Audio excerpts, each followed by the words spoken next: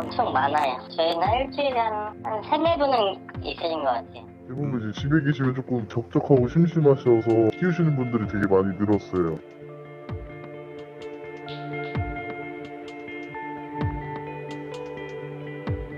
하루에도 수십 마리씩 이렇게 들어오게 되니까요, 애들이. 여유가 있는 상황은 아니긴. 접종 보호 시설 하는 것보다는 더 많이 있죠. 사회적 거리두기가 해제된 지 2달이 지났습니다. 하지만 일상을 회복해 나가고 있는 이 순간을 두려워하는 이들이 있는데요. 바로 반려견입니다. 과거 코로나19로 혼자 있는 시간이 많아 반려견 입양이 활발했지만 거리두기가 끝나면서 반려견을 유기하는 사례가 늘고 있습니다. 오늘 김민욱 기자와 자세한 이야기 나눠보겠습니다. 김 기자 안녕하세요. 네, 안녕하세요. 네, 참 안타까운 이야기인데요. 이 코로나19 거리두기가 종료된 뒤로 반려동물 유기 건수가 급증하고 있는 추세라고요. 네, 그렇습니다. 이 코로나 시국의 외로움을 달래기 위해서 이 입양에 나섰던 견주들이 이제 코로나 거리두기가 끝나고 잦아든 외출과 여행으로 인해서 반려동물을 다시 버리고 있다는 분석입니다. 이 농림축산검역본부 조사에 따르면요. 올해 유실 유기동물 발생 건수는 1월에 7,459건, 2월에 6,441건, 3월에 7,859건이었습니다. 사회적 거리두기가 전면 해제된 4월의 경우에는 9,365건으로 대폭 늘었고요. 특히 지난 5월 전국의 유기동물은 11,785마리로 4월보다 25.6% 증가했습니다. 이 수치가 각 지자체에서 신고한 유기동물 수만을 나타내기 때문에 실제로는 더 많을 것으로 농식품부는 내다보고 있습니다.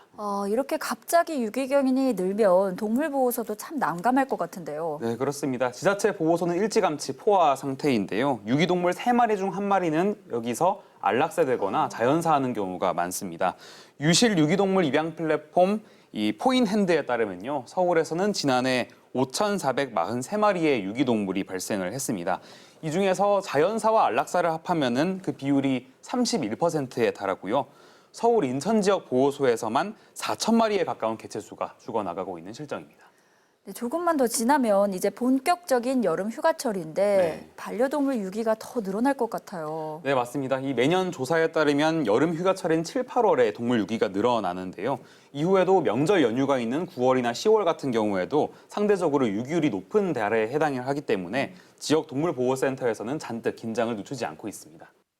하루에도 수십 마리씩 이렇게 들어오게 되니까요, 애들이. 여유가 있는 상황은 아니긴. 접종 보호 시설 하는 것보다는 더 많이 있죠. 이제 들어오는 거에 대비해서 수용 능력을 넘어서면은 의료적 처리도 해야 되는데.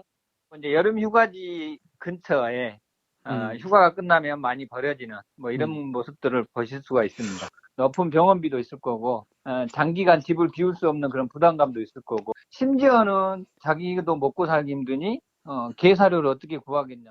이 반려견의 유기나 유실을 막기 위해서 동물 등록제가 이제 거론되고 있는데요. 네. 어떤 제도인가요? 예, 태어난 지 2개월 넘은 반려견을 지자체에 등록을 해서 신고를 하는 내용인데 2014년부터 시행이 되고 있습니다.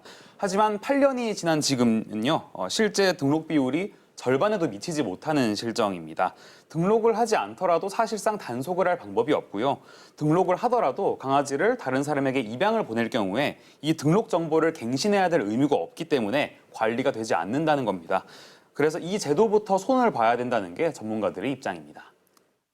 등록은 돼 있지만 이걸 실제 신뢰할 수 없는 등록 정보 자체가 신뢰할 수 없는 경우들이 상당히 많기 때문에 외국 같은 경우에는 거의 다 대부분이 갱신제를 운영을 하고 있어요. 정착될 때까지는 일부의 인센티브 제도라든지 이런 것들도 필요할 수 있어요. 등록한 개체들에 대해서는 예방접종이나 이런 것들을 좀 무료를 한다든지 중성화 수술비를 지원한다든지. 이 밖에 장기적으로는 유기견 입양률을 높이기 위한 대책도 필요할 텐데요. 전문가들은 지자체 차원에서 유기견 중성화 사업을 좀 활성화해서 이 개체수를 줄여나감으로써 현재 과밀한 유기견 입양 시설이 보다 좀 원활하고 또 안정적으로 관리될 수 있도록 해야 한다고 조언을 합니다.